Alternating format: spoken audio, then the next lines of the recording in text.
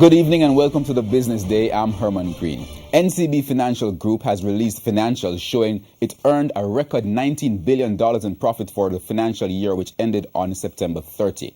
The outturn, which is also a record for any company on the Jamaica Stock Exchange, was achieved on strong performance in the company's loan portfolio. NCB, in releasing the information, also credited its strategic plan for the record profit. The bank declared a 60-cent per share dividend on the result to be paid on December 8 to shareholders on record as owning the stock on November 24.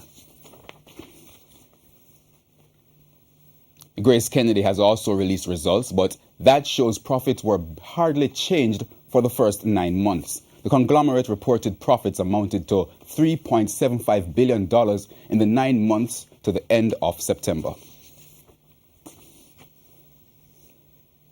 The value of the US dollar fell to a new 15-month low on Thursday, continuing a downward trend seen since it peaked in mid-September.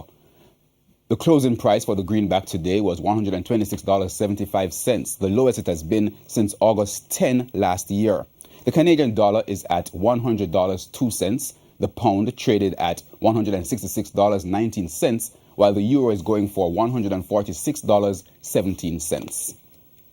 Chairman of the Sagicor Group, Richard Biles, has called on the country to do some economic soul-searching.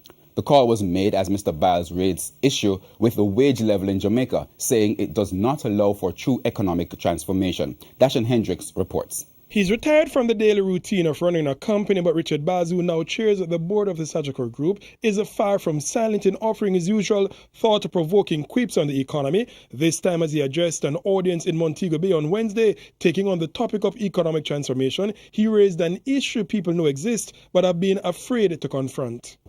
Most of the people who work in this hotel are people who take home maybe $4,000 a week, a day.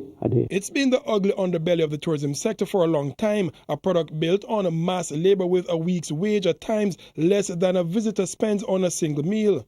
This is not a foundation that can provide and drive economic transformation and growth and wealth for Jamaicans as a whole. It helps. It is better than having no job, but it is not good enough. Mr. Biles said the issue has become one that is largely accepted by economists and politicians. People want to get something done, boosting job numbers to look good, even if it is not adequate, because the alternative is nothing. But we need to remind ourselves, it is not good enough. If we built 10,000 more rooms, double the number of rooms that we have in Jamaica, it would help, and we would employ 15,000 more people. And I'm not denying the impact of that, but it is not transforming Jamaica. He may have used the tourism sector to illustrate, but his words could extend beyond to many other sectors in Jamaica. For the Business Day, I am Dashan Hendricks.